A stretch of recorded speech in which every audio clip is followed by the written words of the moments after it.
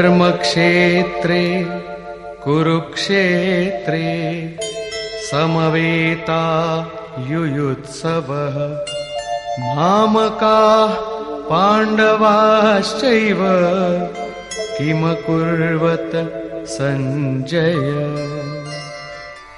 धृतराष्ट्र ने पूछा, हे संजय, धर्म क्षेत्र कुरुक्षेत्र में एकत्र युद्ध की इच्छा वाले मेरे और पांडु के पुत्रों ने क्या किया? अज्ञान रूपी धृतराष्ट्र और संयम रूपी संजय। अज्ञान मन के अंतराल में रहता है। अज्ञान से आवृत मन धृतराष्ट्र जन्मांध है, किंतु संयम रूपी संजय के माध्यम से यह देखता है, सुनता है। वो समझता है कि परमात्मा ही सत्य है। फिर भी जब तक इससे उत्पन्न मोह रूपी दुर्योधन जीवित है, इसकी दृष्टि सदैव कौरवों पर रहती है, विकारों पर ही रहती है। धर्म एक क्षेत्र है। जब हृदय देश में दैवी संपत्ति का बाहुल्य होता है तो यह शरीर धर्म क्षेत्र बन जाता है, और जब इसमें आसुरी संपत्ति का बाहुल्य होता है तो यह शरीर कुरुक्षेत्र बन जाता है। कुरु अर्थात करो। यह शब्द आदेशात्मक है। भगवान श्री कृष्ण कहते हैं, प्रकृति से उत्पन्न तीनों गुणों द्वारा परवश होकर मनुष्य कर्म करता है। वो क्षण मात्र भी कर्म किए बिना नहीं रह सकता, गुण उससे करा लेते हैं। तीनों गुण मनुष्य को देवता से कीट पर्यंत शरीरों में ही बांधते हैं। जब तक प्रकृति और प्रकृति से उत्पन्न गुण जीवित हैं, तब तक कुरु लगा रहेगा। अतः जन्म मृत्यु वाला क्षेत्र, विकारों वाला क्षेत्र कुरुक्षेत्र है, और परम धर्म परमात्मा में प्रवेश दिलाने वाली पुण्यमयी प्रवृत्तियों का क्षेत्र धर्म क्षेत्र है। पुरातत्वविद पंजाब में काशी प्रयाग के मध्य तथा अनेकानेक स्थलों पर कुरुक्षेत्र की शोध में लगे हैं, किंतु गीताकार ने स्वयं बताया है कि जिस क्षेत्र में यह युद्ध हुआ वो कहां है। इदम शरीरम कौन्तेय क्षेत्र मित्य भिधीयते। अर्जुन, ये शरीर ही क्षेत्र है, और जो इसको जानता है, इसका पार पा लेता है, वो क्षेत्रज्ञ है। आगे इन्होंने क्षेत्र का विस्तार बताया, जिसमें 10 इंद्रियां, मन, बुद्धि, अहंकार, 5 विकार और 3 गुणों का वर्णन है। शरीर ही क्षेत्र है, एक अखाड़ा है।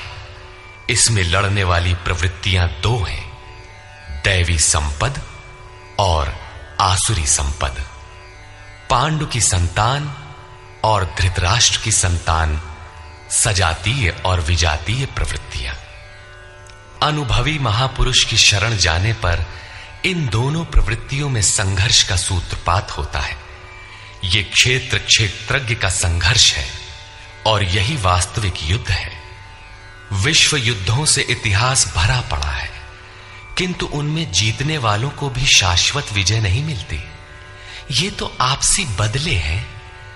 प्रकृति का सर्वथा शमन करके प्रकृति से परे की सत्ता का दिग्दर्शन करना और उसमें प्रवेश पाना ही वास्तविक विजय है। यही एक ऐसी विजय है जिसके पीछे हार नहीं है। यही मुक्ति है जिसके पीछे जन्म मृत्यु का बंधन नहीं है। इस प्रकार अज्ञान से आच्छादित प्रत्येक मन संयम के द्वारा जानता है कि क्षेत्र क्षेत्रज्ञ के युद्ध में क्या हुआ। अब जैसा जिसके संयम का उत्थान है, वैसे वैसे उसे दृष्टि आती जाएगी। अमृतंश बहनों तथा भाइयों, जिन महापुरुष ने समस्त वेदों का संकलन किया, वेदांत शास्त्र का प्रवर्तन किया, महाभारत तथा भागवत जिनकी कृतियां हैं, उन्होंने शास्त्रों के रूप में किसी ग्रंथ को मान्यता दी तो वो है भगवान श्री कृष्णोक्त गीता। तरह तरह की पूजा पद्धतियां परस्पर विरोधी संगठन धर्म के नाम पर प्रचलित हैं, जबकि धर्म का लक्ष्य है एक परमात्मा की शोध। कल्याण स्वरूप वो परमात्मा एक है, उसे प्राप्त करने की निश्चित क्रिया का पालन धर्म है। जब परमात्मा एक है, उसे प्राप्त करने की क्रिया एक है, तो बहुत से पंथ क्यों? इसके समाधान के लिए प्रस्तुत है यथार्थ गीता का भावंश, ये गीता कैसेट। धर्म के सरल स्वरूप और उसकी प्राप्ति हेतु निर्धारित क्रिया का क्रमबद्ध तथा पूर्ण विवरण योगेश्वर श्री कृष्णोक्त गीता है। विश्व के प्रत्येक महापुरुष ने जो कुछ भी साधन बताया है, वो सब का सब तथा अनेक गोपनीय स्थितियों का स्पष्टीकरण अकेले गीता में है। इसलिए संपूर्ण मानव जाति के कल्याण का अतर्क शास्त्र गीता है। महाभारत में संकेत है कि जब